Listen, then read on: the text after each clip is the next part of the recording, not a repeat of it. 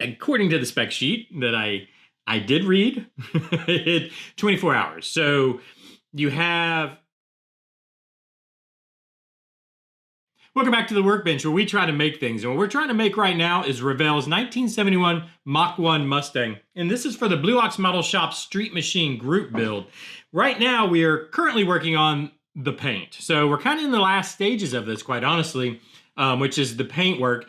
And today, or this morning, well, it was still cool outside, I got the first coat of cleared laid down. We've got kind of all the paint fixed up. Now the first coat of cleared down, and it's come out pretty good. So let's take a little closer look. You can see we've got a nice, I think you can see the shine from the camera up above. Sorry, I know I'm looking up kind of weirdly like this. I'm looking up at the monitor on my camera.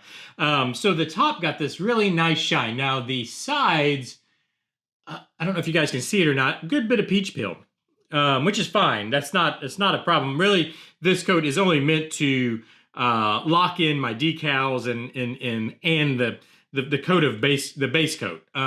So that peach peel, maybe you can see it better down. Oh yeah, you can definitely see it better down below. So the top, nice and glassy smooth. The sides, more peach peel. And what that tells me, or what I think has happened, well, let me back up and let you know actually how I sprayed this. So I, for some reason, had a brainwave and decided to actually look at the spec sheet on the paint.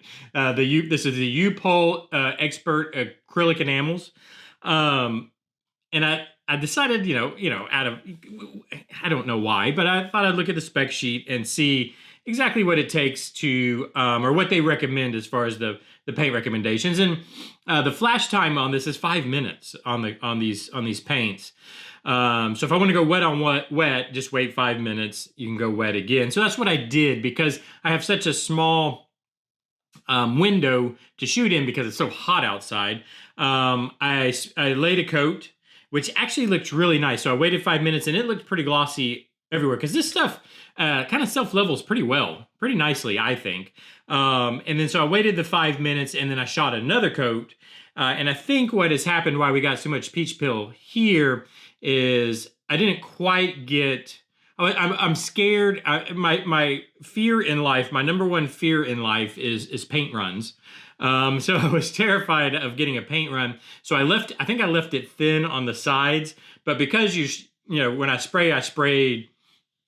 Let me kind of show you. I spray the side to the top, back to the top, side to the top, front to the top. So are you following here? The top got a much heavier coat, especially second coat. And I think there was just more material there to float and smooth. So it got a little bit of a glassier surface. The side with a lighter coat, peach peeled from that second coat a little bit, which is, again, is fine. It was actually expected. I was expecting it to do that.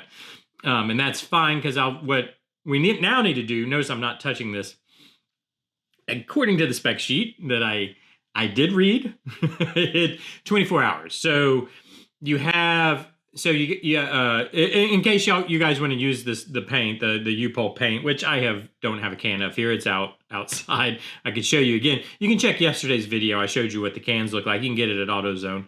Anyways, 5 minute flash time, but you have that window is 5 minutes to an hour. After an hour, which has been an hour now, 24 hours. Wait to 24 hours, then you're going to have to scuff. So 1200 wet. 1200 grit wet is what they recommend, which is what I'll do tomorrow. I'll give this a 1200 wet sanding, and then I think I'm going to do the same thing. So coat, 5 minute off gas, or flash, I guess you would say, and then second coat, let it fully off gas for 24 hours again, and we'll see what we've got. That's the plan. So tomorrow, what we'll get to see is what that looks like fresh. So in the morning, relatively, because I sprayed this at pretty early in the morning. There's something in the paint right there. I'm gonna have to make sure. There's like a little just piece of fuzz, but that'll sand right out. I don't know if you guys, can I show it down below? Might be easier to see above. Anyways, there's like just a little fuzz that probably came from just floating in the air, as it does. Anyways, 1200 in the morning, 1200 wet. I'm just going to give the whole thing just a scuff, light scuff. It's not the last thing I want to do is cut all the way through this clear, right? So light scuff the whole thing, basically just to give a bonding surface. Then we'll 2-coat it again. Coat, 5 minutes, coat, and then we'll come back to this one. I'll come back to you guys tomorrow and we'll see what we've got. And we'll probably do that one more time. I'm probably going to do that one more time even after that. So, we'll go through the process again. We'll take a look. I'm going to try to have some other things that we're working on, so it's not such a short update. But if that's so far is what the paint is looking like, I think it's going to, I think once we build this up just a little bit, I don't want to build it up too thick because then you lose kind of your scale. I don't want to put 15 coats of clear because then you start filling in and you lose your scale. So it's, by the way, these are not heavy, as you can tell, they're not heavy coats. It's just spray, just kind of a spray over, front, bottom to top. I don't know if that's the right way to go. I guess bottom to on things this small, I don't think it really matters. Normally you'd go top to bottom. I don't know why I went bottom to top. Anyways, let me know how you do it, by the way. Do you go bottom to top to bottom? How do you spray your stuff? Again, on things this small, I don't think it really matters because your overspray, if this was a 1-to-1 car, your spray pattern's bigger than the car. You know what I'm saying? So your overspray is just kind of everywhere. And I would think most of my overspray is missing the car completely. I've never really thought about this because I've just kind of started.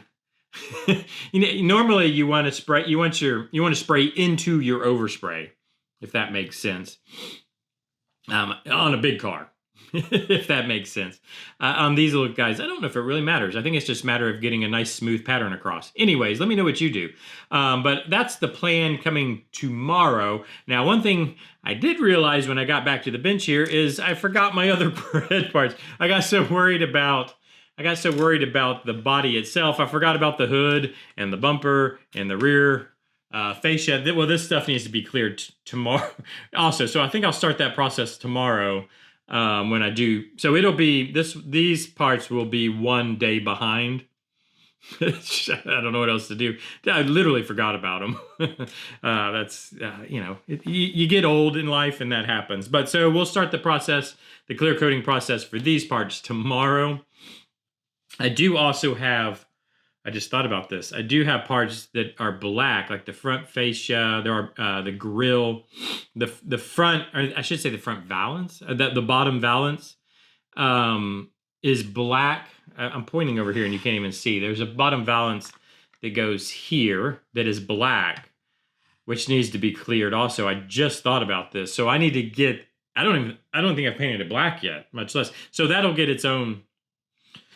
So I'll start that process. I'll try to start that tomorrow, get it painted black so that we can then start the clear process on it. The front grille is going to be, I think it's going to be a satin. Like I don't want it to be a high gloss black. So that'll be its own thing to do. So we need to get started on that. So that'll give us some other things to work on starting tomorrow also. Oh, something that I forgot that I need to mention. So, I always say, oh, we got the chassis finished and the engine, but, I completely forgot. And I got to try to, there was a bag. I don't know if I'm going to get it in there. There was a cross member that we had to move, obviously, that holds the back end of the transmission. There should be a cross member that goes right here. That kind of forgot about. I forget about a lot of things, but so that needs to get squeezed in there. It should run in between the exhaust and the transmission. Kind of looking, I think I can get it through right there. Where even is that? I have to find the piece, the part. I cut it out a long time ago going, oh, well, we'll put it back, and I never put it back in. I had to cut it out because it used to run right. It used to run right here, right where the pan is. So it had to be cut out because this transmission is completely different. Well, I mean, the whole engine and transmission is completely different. Sits completely different in this chassis, and it needed to be moved back here. So maybe I might just make my own too. I don't know. We'll see. But I need to get something in there because that does look, now that I'm looking at it, it looks kind of, that it's just floating back here. The tail shaft of the transmission is just kind of floating there. So we need to get something in there. So that's something we can work on tomorrow also. But let me know what you think. Let me know what you think about the paint. I'm a fan of the U-POL stuff. I'm a fan of their fillers. I'm a huge fan of the their Dolphin Glaze, which is their disglazing compound, especially on model work. It's really nice stuff. Anyways, I'm a fan of that stuff. Let me know what you think so far. Let me know what you think about the red. We can kind of really get to kind of see it on the body now, what it's going to look like.